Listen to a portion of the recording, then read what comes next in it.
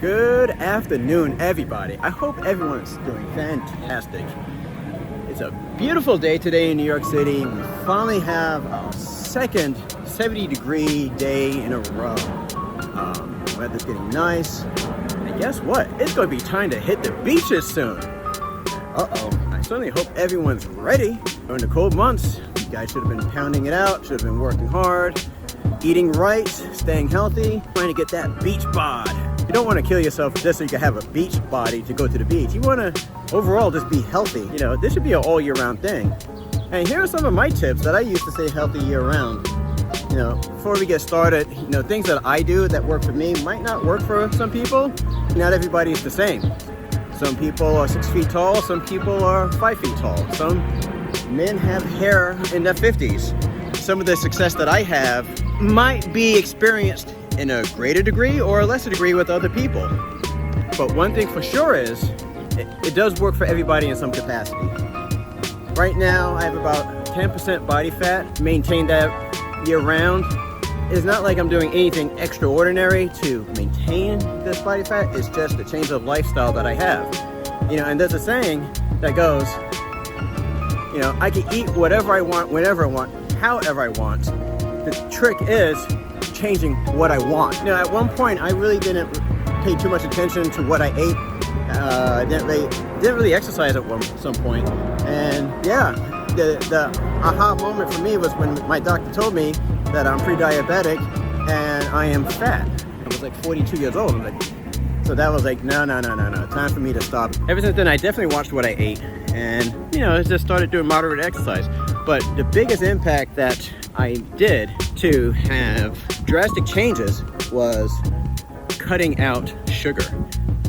I have to admit, I had a massive sugar craving. I could not avoid sugar to save my life. I would have to have either gummy bears, anything gummy, jelly beans, Swedish fish. I had to eat it. I mean, it was just ridiculous.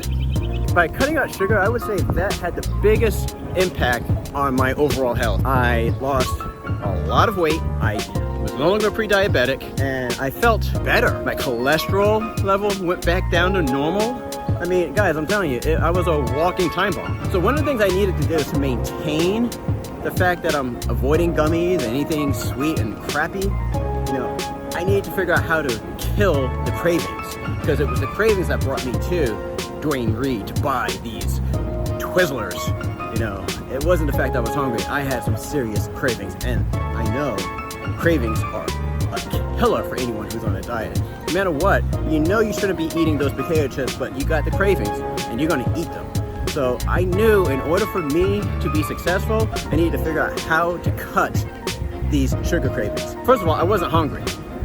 Right? These cravings were not hunger. These cravings were the biomes in your stomach that are craving the sugar. You know, so you have good biomes, you have bad biomes in your stomach. It's like a microorganism. And so if you're constantly eating unhealthy foods, the bad biomes are gonna prosper. They're gonna do well. They're gonna outgrow the good biomes. And the good biomes, they like the broccoli, they like the asparagus, they like all that nasty, healthy stuff. But the bad biomes, oh man, they love the Starbucks coffees with the cream, and they love the McDonald's, and they love the Twizzlers and the gummies, right? And so when you're not eating that stuff, it's those biomes that tell you, we're hungry. You're not hungry, but those biomes are.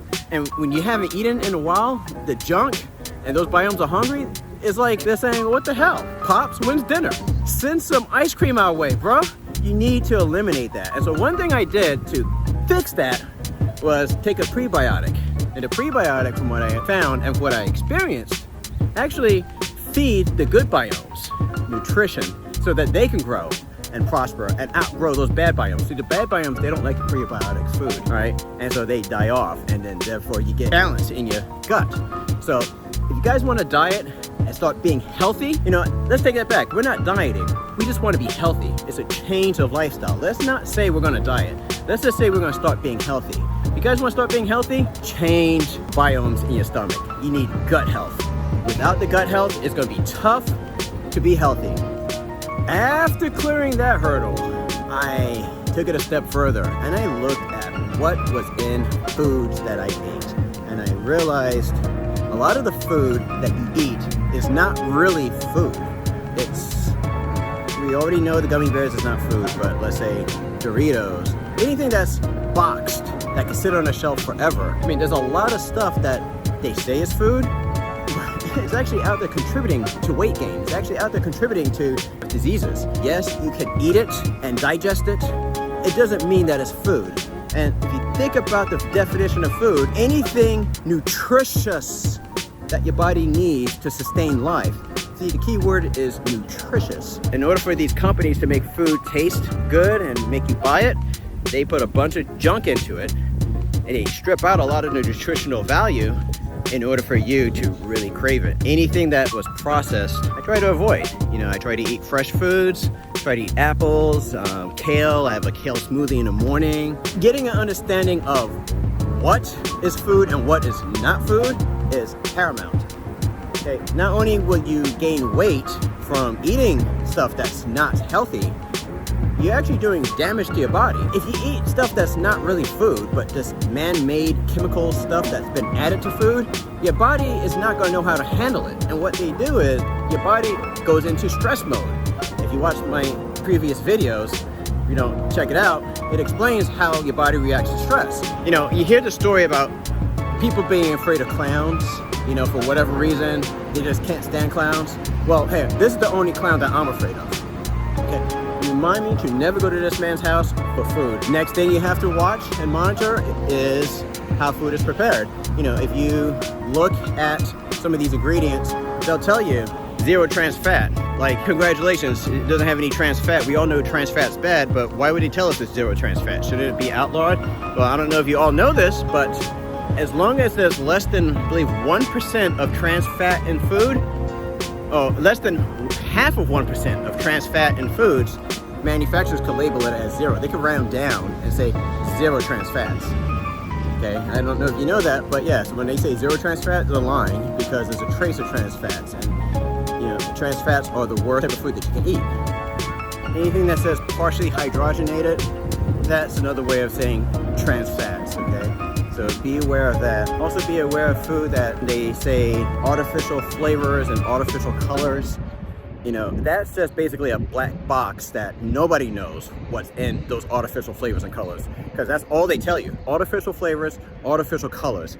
Lord knows what they put in there, but that's just a great way for them to jam the food with more stuff that you'll be unaware of. I love it. You know, it could be a list of ingredients that's like 30 rows long, but it's convenient for them just to have one little slither that says artificial colors. It's not real food. Guys, think about that.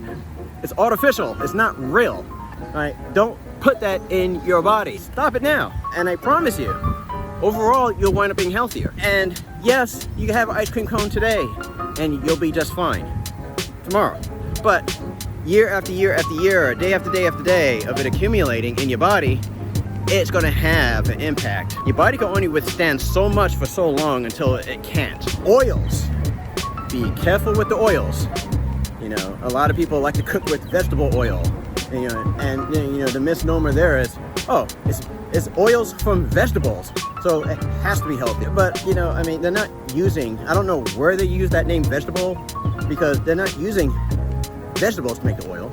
I don't even know you can make oil from vegetables. They're using cottonseed. They're using palm seed. And how they're getting the oil out from the seed, and there's a massive processing procedure that takes place in order to strip out the oil from the seed. First thing they have to do, they have to douse it with a whole bunch of chemicals. Maybe, I think it's called hexane, right? They have to degum it, they have to de-bleach it, they have to heat it up. I mean, they basically butcher the seed in order to squeeze out some oil. And the chemicals that they use, the process that they use, it's not food. Your body cannot use that for any nutritional value. So be very careful of vegetable oil. I personally love olive oil, and if you're gonna cook, use olive oil. When you cook with oil, it becomes rancid. After you heat it up, you can't use it anymore, because then it becomes toxic to your body. I mean, it's already, in some cases, might be bad enough as it is, but once you cook with it, I mean, that's it, you're done. You just can't reuse it. So if you go to these places and they give you a French fry, you know, get rest assured that it's not fresh oil that they're using. They're not using fresh olive oil. Well, first of all, they can't really fry with olive oil, but they're using this chemically manufactured oil that can be reheated over and over and over again. They are not throwing the oil out after they cook your french fries. They're using the same oil for the next customer's french fries. All right, and I worked in a fast food place. Yeah, I mean, the oil got dumped once a week. You know, it's pretty disgusting. Okay, but it's manufactured in such a way that it can be used over and over again. So you tell me, how nutritional is that? Hope the information was helpful for you folks. Either way, keep grinding, and I hope you all have a wonderful, wonderful rest of the week, and I'll be talking to you in future videos. So long.